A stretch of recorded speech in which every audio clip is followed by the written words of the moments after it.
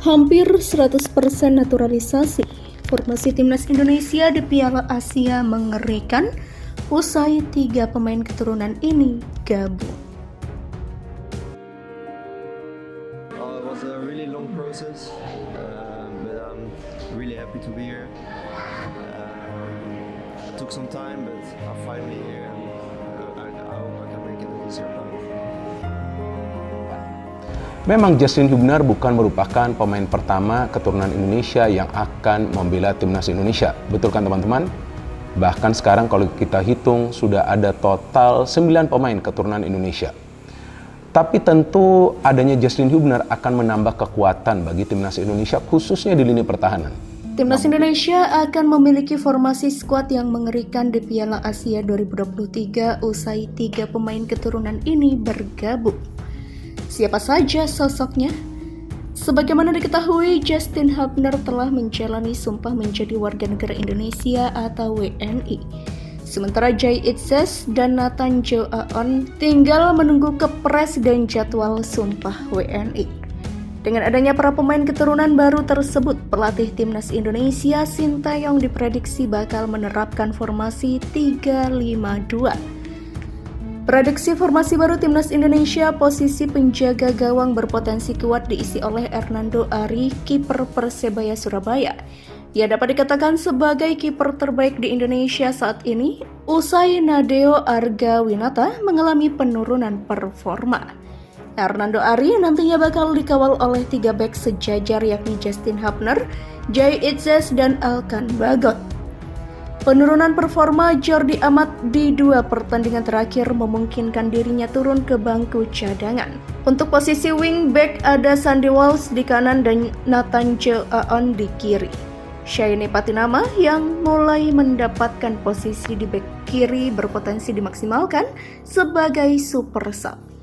Di sektor tengah bisa diperkuat trio Mark Klok, Ivar Jenner, dan Marcelino Ferdinand. Kembalinya Ivar Jenner dan Marcelino Ferdinand akan mengembalikan kreativitas skuad Garuda.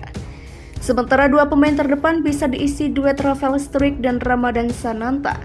Keduanya telah terbukti moncar kala mengisi lini serang timnas U23 di kualifikasi Piala Asia U23 beberapa waktu yang lalu.